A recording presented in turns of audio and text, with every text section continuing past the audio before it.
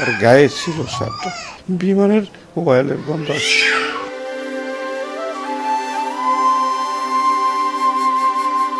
ছিন্ন ভিন্ন স্কুল শার্টটিতে উমায়ের দেহ, আবার কখনো যুদ্ধ বিমানের জ্বালানি তেলের ঝাঁঝালো গন্ধ মাখা সেই শার্টটিতেই প্রিয় সন্তানের শরীরের ঘ্রাণ খোঁজার চেষ্টা বাবার। স্কুল শেষে ঘরে ফেরার কথা ছিল তৃতীয় শ্রেণীর শিক্ষার্থী উমায়ের।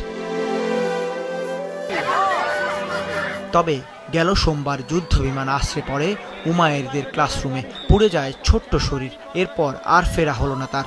একমাত্র ছেলেকে হারিয়ে বাবার এই পাথর হয়ে যাওয়া চোখ জোড়াই বলে দেয় এ শোকের কোনো ভাষা নেই।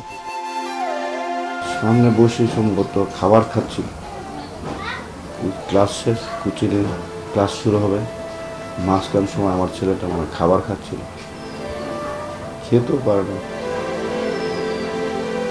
সাথে সাথে বিমান বাস্ট, ফয়েল ফায়ার, জ্বলে গেছে সম্পূর্ণ। আমার ছেলের ফেস সম্পূর্ণ জ্বলে গেছে। ওই ঘটনায় প্রাণ যায় একই পরিবারের তৃতীয় শ্রেণীর আরেক শিক্ষার্থী উমায়ের চাচাতো ভাই বাপ্পির। সন্তানের সাথে শেষ স্মৃতি মনে করতেই বাবার এমন গগন বিদারী আহাজারি। ভাই কলজাটা ফুটে যাচ্ছে। মা বাবার আদর মাখা কোমল শরীরে আগুনের সেই যন্ত্রণা যেন এখন পোড়াচ্ছে পুরো পরিবারকে। তুই দই খাইতে চাইছিস, তুই দই খা। কে জানে ওই দই জীবনের শেষ দই খাওয়া হইব। এত ভালোবাসতো। স্কুলের আইডি কার্ড আর ব্যবহৃত জামা কাপড়গুলো মা বিথির জন্য ক্ষণিকের সান্ত্বনা মাত্র। মানুষ বলে যে মা নাকি দোয়া চাইলে মরণের ঘর তো বাচ্চা ফিরে আসে। সব ই পড়ো। আমি তো পরে সারা রাত তো বসছি, ওই আমার ছেলে তো ফিরে আসলো না।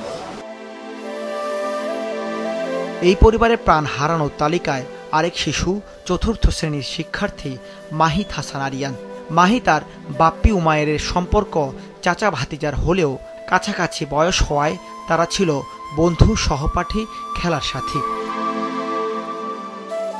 দুদিন আগেও যে আঙিনায় একসঙ্গে খেলাধুলায় মেতে থাকতো এই শিশুরা, সেখানেই আজ পাশাপাশি কবরে ঘুমিয়ে আছে তারা। এমন মানবিক বিপর্যয়ের শেষটা কোথায় গিয়ে থামবে তা জানে না কেউই। তবে হতাহতদের পরিবার জেনে গেছে এ শোক বাড়ি হবে আকাশ সমান।